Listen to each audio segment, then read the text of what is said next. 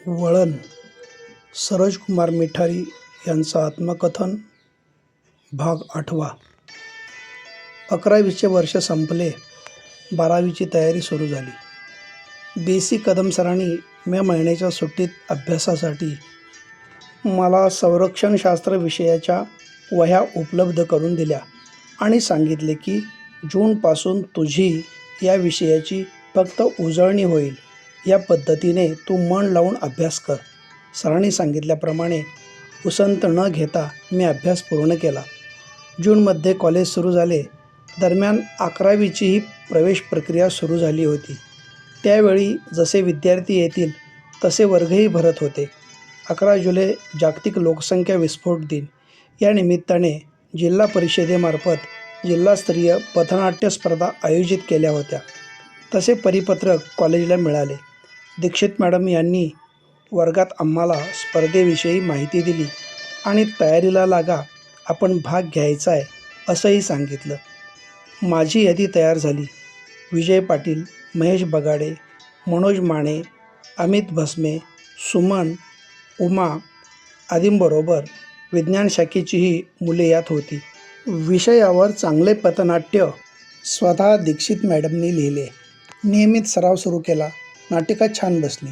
मुख्य पात्र शिक्षक म्हणून माझे व सुमनचे नाव होते. 2 दिवसांवर स्पर्धा आली आणि अचानक सुमनने स्पर्धेतून माघार घेतली.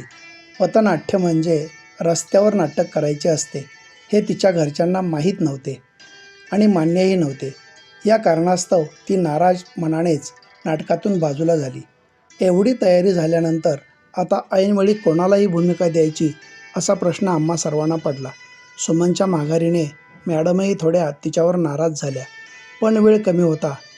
अशा वेळी पात्र रंगवू शकेल अशी धाडशी मुलगी त्या प्रत्येक वर्गात शोधत होत्या. पण तयारीला वेळ कमी असल्यानं बहुतांश मुली नकारच देत होत्या. या परिस्थितीत 11वीतील एक मुलगी समोर आली आणि तिने पथनाट्यात काम करायची तयारी दर्शविली. तिचे नाव निशा. मला येऊन ती भेटली तेव्हा खरंच ही भूमिका पार पाडेल का अशी मला शंका. पण तिने पहिल्या भेटीतच मला सांगितले, अहो, माझ्यावर विश्वास ठेवा, मी करेन तयारी. तिच्यावर जी जबाबदारी होती ती तिला समजावून सांगितली आणि परिश्रमपूर्वक पाठांतर करून आपली भूमिका तिने ताकदीने सादर करून दाखवली. स्पर्धेत आत्मविश्वासाने आम्ही उतरलो. शहरातील अनेक शाळा या स्पर्धेत सहभागी झाल्या होत्या. कोल्हापूर शहरात विविध चौकात पथनाट्याचे आम्ही उत्तम सादरीकरण केले. विशेष म्हणजे या जिल्हास्तरीय स्पर्धेत आमच्या कॉलेजचा प्रथम क्रमांक आला. लगेच प्रश्नमंजुषा स्पर्धेतही आमचा प्रथम क्रमांक आला. तत्कालीन शिक्षण उपसंचालक श्री कदम यांच्या हस्ते ढाल व प्रमाणपत्र देऊन आमचा गौरव करण्यात आला. तो क्षण आमच्यासाठी खूप आनंददायी ठरला. मॅडमनी घेतलेल्या परिश्रमाचे चीज झाले. कॉलेजमध्ये आमचे जोरदार स्वागत केले. वर्गात सर्वांनी माझे अभिनंदन केले. पण अपवाद होता तो एकटीचा. ती नव्यानेच 12वीत प्रवेशित झाली होती. त्यामुळे तिचा फारसा कोणाशी परिचय नव्हता. ती होतीच सर्वांपेक्षा वेगळी. दिसायला सुंदर तर होतीच, पण राहायचीही टापटीप. कानात मोठ्या रिंगा, नाकातील चमकणारी नथ आणि कपाळावरील उभळ टिकली हे सगळे तिला अगदी खुलून दिसायचे. तिचे संज्ञा नाव पण अगदी वेगळे आणि भावार्थ सांगणारे. ती आली की सर्वांच्या नजरा तिच्याकडे लागायच्या. कोणीही सहज प्रेमात पडावे असे सौंदर्य तिच्यात नक्कीच होते. माझ्याशी परिचय नसल्यामुळे तिने माझे अभिनंदन केले नव्हते. संज्ञाचा प्रवेश झाल्यावर दीक्षित मॅडमनी वर्गात आम्हा सर्वांशी तिची ओळख करून दिली होती. ती परजिल्ह्यातील एका ग्रामीण भागातून पण मोठ्या घरातून आली होती. नवीन असल्यामुळे ती फारशी कोणात मिसळत नव्हती. थोडी घाबरट पण लाजाळू होती. आमची नजरानजर कधीतरी व्हायची, पण बोलण्याचा प्रश्नच नव्हता. तिला अगदी 10 मिनिटे उशीर झाला तरी घरचे कोणीतरी तिला न्यायला यायचेच. अनेक वेळा ती 4 चाकीतून आलेली मी पाहिली. रुपाली, सुवर्णा, अश्विनी, राणी अशा मोजक्याच तिच्या मैत्रिणी होत्या. 12वीसाठी सुरेश साळोखे सर आमचे वर्गशिक्षक झाले. सरांचे सगळेच नीटनेटके, म्हणजे शिकविणे, लिहिणे, अभ्यास तपासणे इत्यादी. वक्तशीरपणा हा तर त्यांचा मूलभूत गुण. यात ते कोणाला सूट देत नसत. सर सहकार विषय शिकवायचे. या काळात भारत पाकिस्तान यांच्यात कारगिल युद्ध सुरू झाले होते. समाजाच्या विविध स्तरातून लोक उत्स्फूर्तपणे मदतकार्य राबवित होते. आम्हीही सरांच्या मार्गदर्शनाखाली कारगिल निधी जमा केला होता. तो निधी दैनिक सकाळ रिलीफ फंडात जमा करण्यासाठी सरांनी मलाही सोबत नेले होते. सहकार आणि राजकारण या गोष्टींचा मेळ असेल तरच प्रगती होते, यावर साळोखे सर नेहमी बोलत. एके दिवशी सरांनी वर्गप्रतिनिधी पदाची निवडणूक घेऊन जबाबदारी वाटून देण्याचे जाहीर केले. निवडणूक बिनविरोध होणार आणि माझीच निवड होणार याची मला खात्री होती. प्रत्यक्ष निवडणूक लागली. मी उभा राहिलो. इतक्यात माझ्याच गटात असणारा इंद्रजित अचानक निवडणुकीला उभा राहिला. तो उभा राहणार याची मी कल्पनाच केली नव्हती. पण शेवटी निवडणूक ती निवडणूक. साळोखे सरांनी मध्यंतर झाल्यानंतर चिठ्ठीद्वारे मतदान घेऊ असे सांगितले. दरम्यानच्या सुट्टीत बराच खल झाला, पण इंद्रजित माघार घ्यायला तयार नव्हता. मी मागे घ्यावे तर माझी आणि मित्रांचीही तयारी नव्हती. वर्गातील सर्वांना प्रत्यक्ष भेटून मतदान करण्यासाठी आम्ही विनंती करू लागलो. बहुतांश सर्वांना भेटलो. वर्ग भरल्यावर प्रत्यक्ष मतदान प्रक्रिया सरांनी सुरू केली. एक छोटी पेटी टेबलवर ठेवण्यात आली. त्यात दोघांपैकी ज्याला मतदान द्यायचे आहे त्याचे फक्त नाव चिठ्ठीवर लिहून ती चिठ्ठी पेटीत टाकण्याच्या सूचना होत्या. जवळपास अर्धा तास ही प्रक्रिया सुरू होती.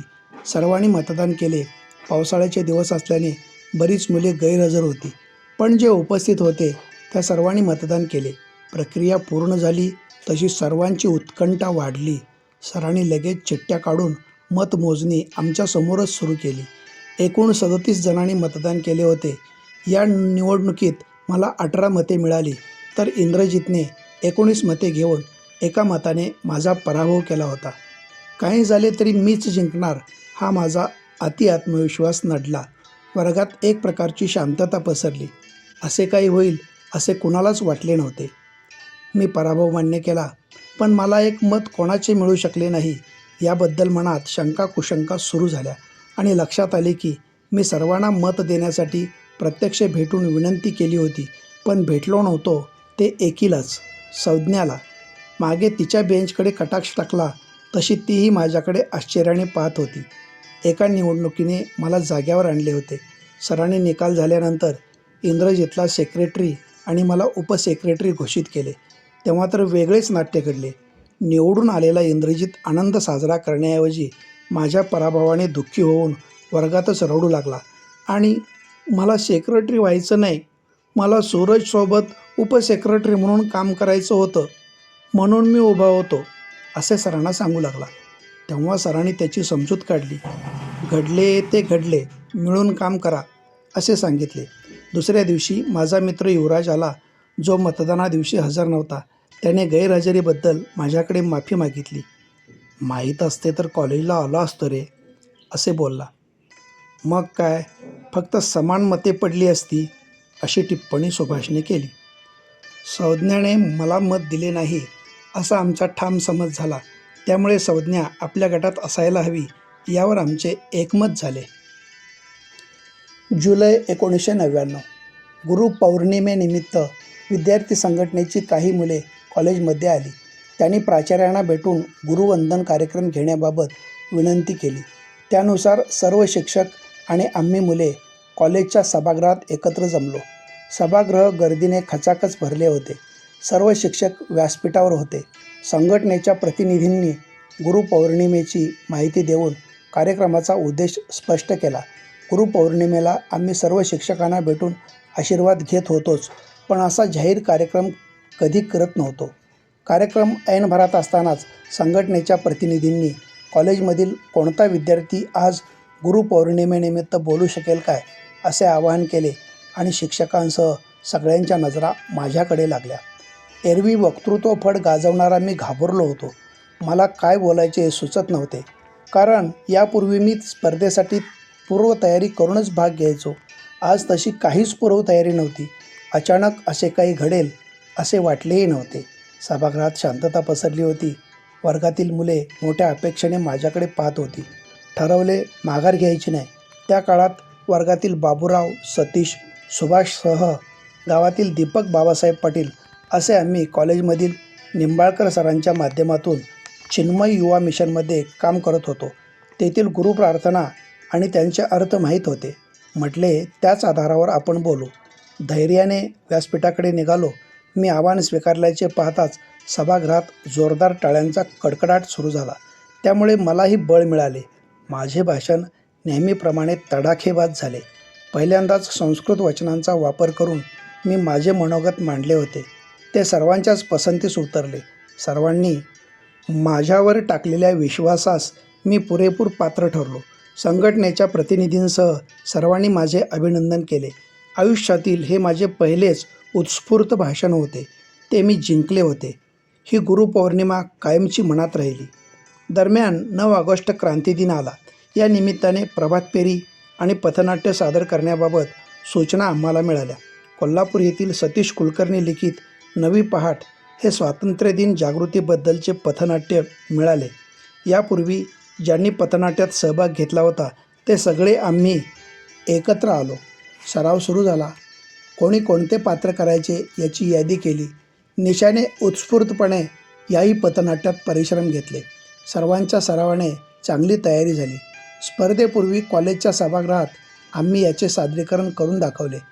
तेव्हा सर्वांनी कौतुक केले. क्रांतिदिनी शहरातील शिवाजी पुतळा चौक, बिंदू चौक, शाहू मैदान चौक, भवानी मंडप अशा विविध ठिकाणी याचे सादरीकरण केले. क्रांतिदिन उत्साहात संपन्न झाला. वर्गप्रतिनिधी निवडणुकीनंतर पुन्हा सर्व वर्ग एक झाला होता. मुलांच्यात कोणतेही वाद नसायचे. मी सायकलवरून कॉलेजला येत होतो. दरम्यान सायकल प्रकरण घडले. कॉलेजच्या आवारात सायकल स्थानकातच माझी सायकल असायची. माझे बरेच मित्र इंद्रजित, अमित पाटील, सागर पाटील, सुहास सनगर, प्रवीण भोसले, भूषण पाटील, विनायक पवार हे सर्व सायकल वापरत होते. कॉलेज सुटण्याच्या वेळी मात्र माझ्या सायकलच्या बाबतीत काही विचित्र गोष्टी घडू लागल्या. हवा सोडणे, आरशे पळवणे, टायर पंक्चर करणे आदी गोष्टी घडू लागल्या. पण हे कोण करत होते हे समजून येत नव्हते. एक दिवस तर चक्क हँडल पळवण्याचाच प्रकार घडला. मी रीतसर कॉलेज प्रशासनाकडे तक्रार नोंदवली. अखेर यावर प्राचार्या पवार मॅडम यांनी एक तोडगा काढला. मिठारी, तुझी सायकल उद्यापासून तू माझ्या कक्षासमोरच्या जागेत लावत जा, अशी त्यांनी सूचना केली. पुढे चक्क सलग 8 दिवस माझी सायकल प्राचार्यांच्या कक्षासमोर लावत होतो. मॅडमच्या या निर्णयाने मीही अचंबित झालो होतो. शेवटी मॅडमना भेटून मी माझी सायकल इतर मुले लावतात तिथेच लावतो असे सांगितले. यावर त्या बोलल्या की फक्त तुझ्याच सायकलच्या बाबतीत हा प्रकार होत आहे. अशा कुरघोडी करणाऱ्या लोकांना चपराक बसावी म्हणून मी सायकल इकडे लाव म्हटले. आता पुन्हा असे काही घडले तर मी माझ्या पद्धतीने पाहते. मी माझी सायकल पुन्हा बाहेर नेहमीच्या ठिकाणी लावू लागलो. त्यानंतर सायकलच्या बाबतीत पुन्हा कोणताही प्रकार घडला नाही. वाणिज्य शाखेतील जयवंत हातकर आणि दीपक यशवंत पाटील हे माझे खास मित्र. दीपक मूळचा येळाणे मलकापूरचा. त्याचे वडील MIDCतील ST महामंडळाच्या सेवा आगारात काम करत असल्याने ते शिरगावातच राहत होते. त्याच्या निमित्ताने जयवंतशी मैत्री वाढली. जयवंत तसा सडसडीत पण त्याची शरीरयष्टी उंच होती. त्याचे घरीही येणे जाणे व्हायचे. तो मूळचा उत्तूरजवळील महागोंडवाडीचा. कॉलेजमध्ये येताना स्कूटी घेऊन येणारा तो एकमेव होता. मला नेहमी प्रश्न पडायचा की जयवंत आपल्या घरी येतो राहतो पण त्याने कधीच आपले घर दाखवले नाही की घरच्यांबद्दल काही सांगितले नाही. कधीतरी विचारता येईल म्हणून मी टाळले.